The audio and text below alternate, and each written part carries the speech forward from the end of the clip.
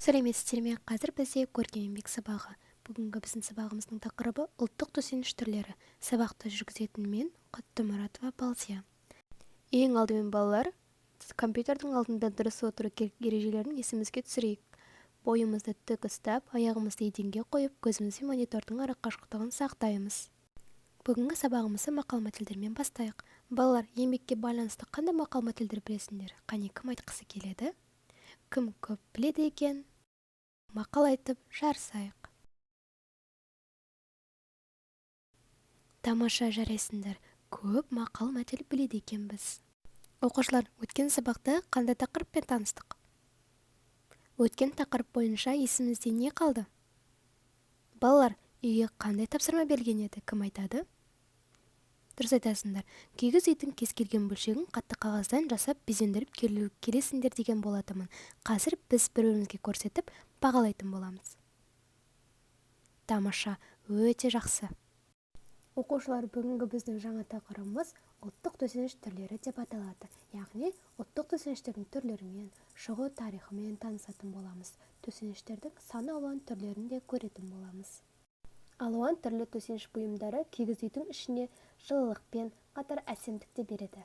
Кез келген төсеніштің тоқылуының өзіндік ерекшеліктері бар.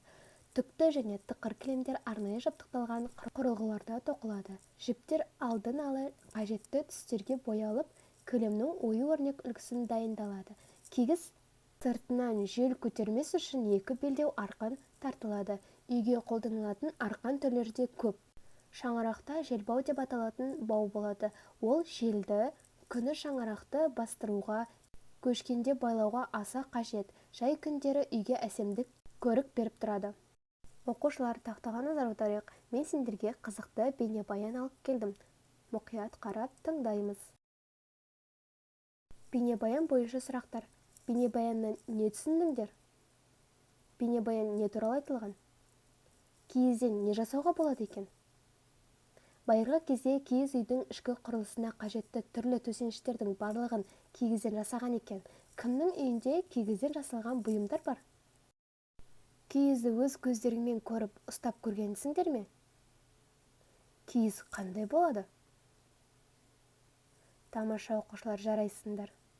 Ата-әжелері бар үйле міндетті түрде кигізден жасалған белгілі бір бұйым болуы әбден мүмкін. Тамаша, жарайсыңдар. Ал енді бойымызды сергітетін де уақыт келді. Тұрып, бойымызды сергітіп алайық. Тәжірибелік жұмыс жасайтын уақыт келді. Ең алдымен топқа бөлінеміз. Қатар бойынша 3 топқа бөлінеміз. Қазір біз тәжірибелік жұмысты орындайтын боламыз. Мен сендерге түрлі түсті киіз материалын әкелдім. Осыдан біз ақ қағаздың үстіне гүл жасайтын боламыз. Мұна бейнебаянға қарайық. Тәжірибелік жұмысымызға кіріспе салдың қауіпсіздік ережесін есімізге түсірейік. Мұғалімнің рұқсатынсыз жұмыс жасамау. Мұғалімнің нұсқау арқылы тапсырма орындау. Сабақ барысында қолданатын үшкір, бояғыш, желімдеуіш құралдарды мұғалімнің рұқсатынсыз пайдаланбау. Үшкір, бояғыш, желімдеуіш құралдарды пайдалану кезінде орнынан тұрып жүруге болмайды. Көршіңе бағыттауға және сынып арасын аралап жүруге болмайды. Сырмақ. Ойып, бастырып немесе жиектері өрнектеліп сырылған сәнді төсеніш. Сырмақ жасалатын киіз не шымқай ақ немесе шымқай қара болуы шарт. Алдын ала оның көлемін, оған салынатын ою-өрнектің қандай болатынын қарастырады.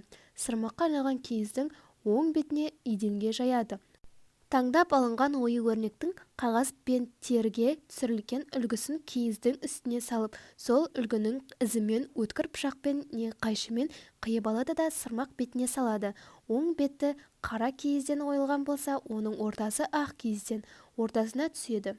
Ою жапсарларының үстінен боялған жиек бастырады. Оны жиектеу дейді. Оюларын жиекпен басып болған соң сырмақты астар төсеп сыриды.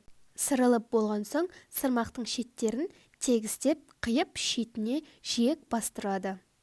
Келесі тәжірибелік жұмысқа көшейік. Ал қазір біз ою оятын боламыз. Киіздің үстіне басуға болатын оюдың түрлерін қиып жасайтын боламыз. Ең алдымен мына бейнебаянға назар аударайық. Осы бейнебаянда көрсетілген кез келген бір оюды таңдап алып, оюды қиятын боламыз. Жұмысқа кіріспе салдың не істеу керекпіз? Дұрыс айтасыңдар. Қауіпсіздік ережесін қатаң түрде сақтау керекпіз. қауіпсіздік ережесін есімізге түсіріңдер. Жарайсыңдар оқушылар, өте әдемі ою-өрнектер шықты. Міне осындай ою-өрнектерді сырмаққа ойып басуға болады. Менің пікірім атты әдіс қолданамыз. Оқушылар, мен қазір сендерге карточкалар таратып беремін, яғни қайма қағаздар. Бүгінгі сабақ бойынша ұнаған кезеңдерді, қысқаша шолу және тиімді болған білімдерді осы қайма қағаздарға жазып беретін боласыңдар. Мен кейін жинап алып оқитын боламын. Рахмет. Ою әдісін пайдаланамыз. Балалар, мен қазір сендерге ою суреттерін таратамын. Сабақ ұнаған болса, оюды жасыл, ұнамаса қызыл түске бояйсыңдар. Содан соң маған бересіңдер. Жарайсыңдар, рахмет. Үйге тапсырма ерекше үлгідегі ою ойып келетін боласыңдар. Бүгінгі сабақ аяқталды. Сабақ үшін рахмет, сау болыңдар.